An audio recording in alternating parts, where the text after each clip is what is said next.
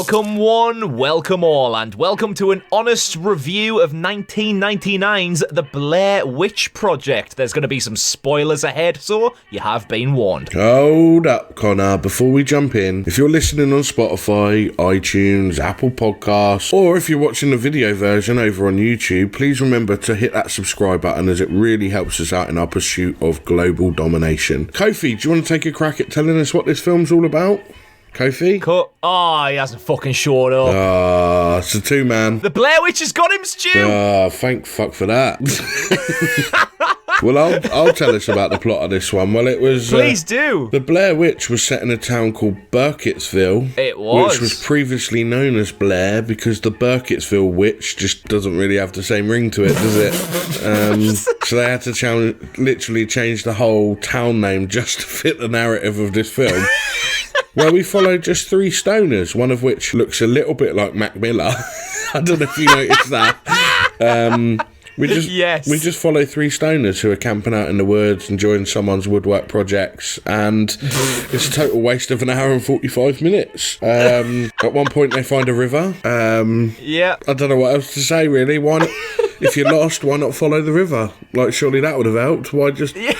I don't know. All rivers lead somewhere, surely. I don't really know what to say. No wonder Kofi's not fucking here. He's probably gone camping. He was inspired. Yeah. So, you've basically outlined the plot of the whole film. Like, usually we'll spend the first, minute of the episode giving the basic plot, but you've just given the full plot. Well, so the plot is, right, that these three people want to record a, documentary about the Blair Witch, which they've heard stories of. So they go to the town loaded up with cameras and batteries and head out to the woods to try and find the witch or whatever where she supposedly lives, and end up getting lost in the woods, tormented by the witch until, I guess, such time as their impending doom. We never actually find out because nothing happens, but I assume that's what happened. I mean, I get this kicked off, you don't really see it anymore, but the found footage film where all of the actors in it were listed as playing themselves. It was put out into the world as this is legitimate film footage that's been recovered from the woods, and this is what we've been able to edit together from it. And because of that, it was the Guinness World Record holder for the highest ratio of dollars spent to dollars earned for a film. Wow. So, okay. Budget, $60,000. Makes sense, yeah. Box office, $248 million. Wow. I did read, though, that people were genuinely fuming with this film because I can't really remember. I remember watching this film years ago, but I don't remember, the marketing campaign build-up. But apparently the marketing campaign for this film was, fantastic. And that's why, people were so drawn into it. And then that's what they put in front of them. Yeah, it must have had a massive fucking marketing push because, for every dollar the film cost to make, they made just shy of 11 grand. That's mad. I mean, that's the kind of returns we get from making this podcast. Do you not mean for every 11 grand we spend, we get $1 back? Oh, yeah, shit. When I was actually reading more into this film, I genuinely found, facts about the film way more interesting than the film itself. Because the three crew members in the film, I can't remember either of the lads' names, Josh and Michael maybe, and then you got Heather the last. They were just sent into the woods with the camera equipment and given, a brief of what sort of stuff they should be filming together and what kind of scenes they should be talking about together. And then the directors of the film was in the area but nowhere near the crew, and they would talk to them over walkie-talkies if the crew was straying a bit too far off the beaten path. But then the directors during the night would just unexpectedly go and just try and frighten them. So there's bits in the film where they're in a tent and the tent starts to shake, and that was just the directors just grabbing the tent and going in the middle of the night to try and freak them out. Like lads do when they go camping and do to their mates. It's just it's so bad. That's quite cool though that they were just kind of abandoned in a forest to record it. Yeah. And every day, it was filmed only in 8 days is all it took to film, but each day the directors gave them less and less food so that they would progressively become more agitated. It doesn't really translate to the audience. Well, it didn't translate to me that well.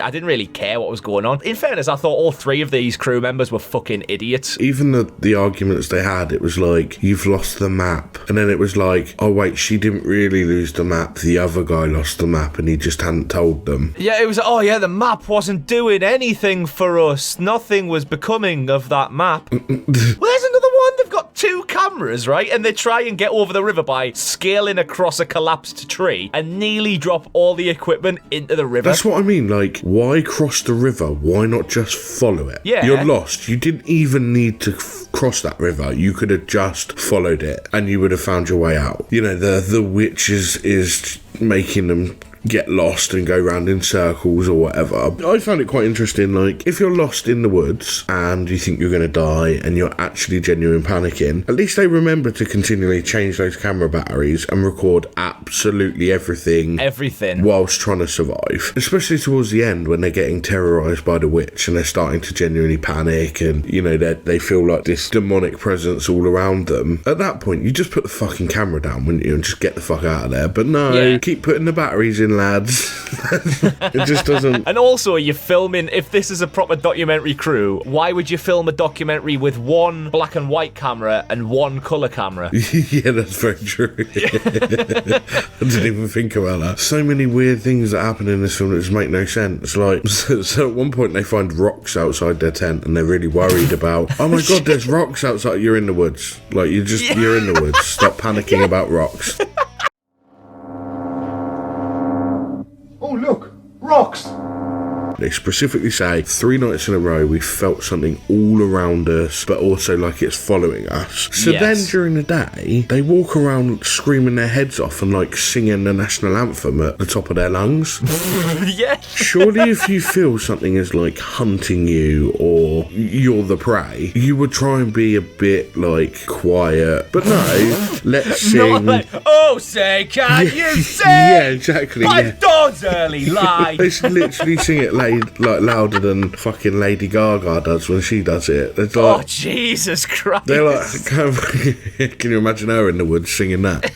I actually did enjoy the first sort of 15 minutes where they're doing the interviews in the town, because it felt quite authentic and they kind of got the point across about the legend of the witch and, you know, what it sort of meant to the people who lived in the town, and a few stories about people who tried going like hunting the witch in the past. It like added quite some nice context there, but they just did not develop on it anywhere later in the film. It was just like a cool sort of documentary followed by an hour of walking about. And that was it. That was really it. Like, there's nothing special about this film. It was just like 10 or 15 minutes, just them trying to paint the picture so they could then do the next hour and a half and it make any kind of sense what was happening, but it just didn't, and it was just a waste of time. It, you know, even the ending, which was, you know, they do find the hut and they go in and they hear a load of screaming and then their friends facing the wall and then they drop the cameras on the floor and the film ends, and that's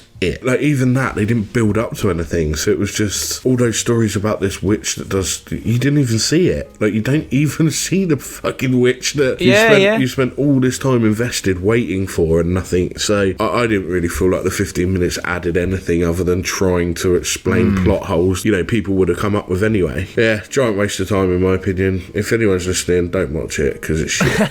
If you are wanting some actual real life urban legends in a much more compact 5 minutes or less, you dirty bastard, package, then get some of Stu's urban legends down your system. And if you want another kind of 5 minutes or less package, just speak to me in general.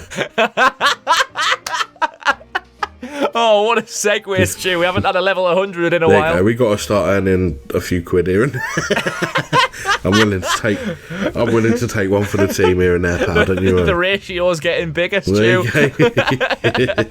Well, I think that's pretty much all we have to say about that one. I think we've said everything that we could say, really. So please, Ghoul Gang, do us a favour, throw some comments down below, hit like on every video we put out. Even if you don't like Blair Witch, still say that you like the review. Please, we need it.